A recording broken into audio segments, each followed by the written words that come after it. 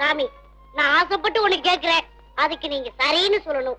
எது வேண்டுமானாலும் கேள். நான் ஊரையெல்லாம் சுத்தி காட்டினதுக்கு அப்புறம் எங்க வீட்டுக்கு வந்து ஒருவேளை சாப்பிட்டுட்டு போகணும். ராஜா, உன் அன்பே போதும். அப்படி எல்லாம் சொல்லாதீங்க சாமி, எனக்கு உங்க மேல ரொம்ப பிரிய வந்துருச்சு. அதோட பெரியவங்களுக்கு ஒருவேளை சாப்பாடு போட்டா ரொம்ப புண்ணியம்னு எங்க அம்மா உயிரோட இருக்கும்போதே சொல்லுவாங்க. நீங்க வரலைன்னா நான் அழுதுடுவேன். ராஜா, உன் இஷ்டப்படியே வந்து சாப்பிடுகிறேன், போதுமா? ரொம்ப சந்தோஷம் சாமி, ரொம்ப சந்தோஷம். ஆனா நாங்க ரொம்ப ஏழைங்க, குடிசையில தான் இருக்கோம். தம்பி, உன்னை விட நான் ஏழை. எனக்கு ஒன்ற குடிசை கூட இல்லை. அப்போ நீங்க நமக்கு சொந்தம் தான். இறைவன் படைப்பில் நாம் எல்லோரும் உறவினர்கள் தானே. சரிங்க, வாங்க சாமி.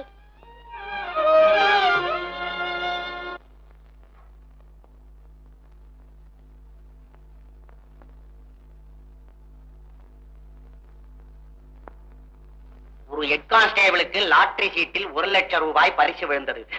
ஐயோ, நான் ஒண்ணு வாங்கி வச்சிருக்கேனே. முருகா, உனக்கு ஒன்று தேடப்பா.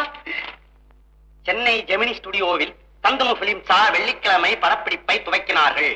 அதில் ஒரு ஹெட் கான்ஸ்டேபிளுக்கு லாட்டரி சீட்டில் 1 லட்சம் ரூபாய் பரிசு விழுந்ததை போல் ஒரு காட்சியை படமாக பிடித்தார்கள். நடிகை தேர்வு நடக்கிறது. இதற்கு நமக்கு நல்ல நேரம்.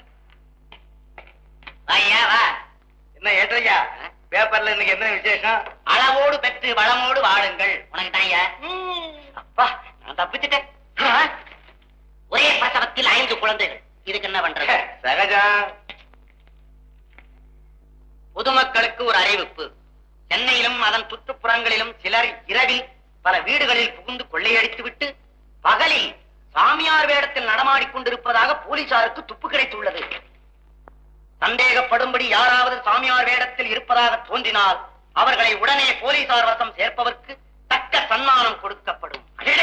இப்ப தவிர நம்ம ராஜா பையனோட ஒரு சாமியாரை பார்த்தேன். அப்படின்னா ஏன் பிடிச்சிட்டு வரல? தகவலையே பண்ணா சார் தெரியுது. அப்ப அந்த சாமியார் சந்தேகப்படும்படி இருந்தாரா? ஆமா, நம்ம ஊருக்கே புதுசா தான் தெரிஞ்சது. அப்ப அவர் கொள்ள கூட்டத்தை சேர்ந்தவரா இருப்பாரோ? இருக்கலாம். அப்படியே அவரப்படும்.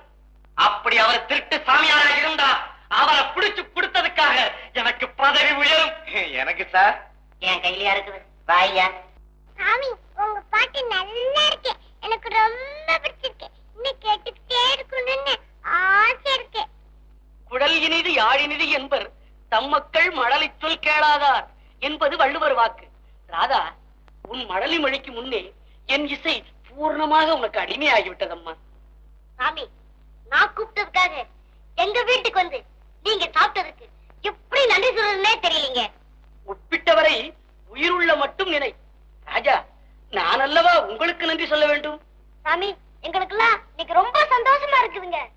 அதை விட நீங்கள் எல்லாம் இருந்து எனக்கு வைத்த விருந்து பெரும் மகிழ்ச்சியை தருகிறது. சாமி, ஏழைங்க வீட்டு சாப்பாடு, இத போய் பெருசா சொல்றீங்களே. ஒப்புடன் முகமலர்ந்து உண்மை பேசி அளித்திடில் உப்பில்லா கூழும் அமிர்தமாகும் தாயே. சாமி, எங்களுக்கெல்லாம் நல்ல படிப்பு வேணும், சீக்கிரம்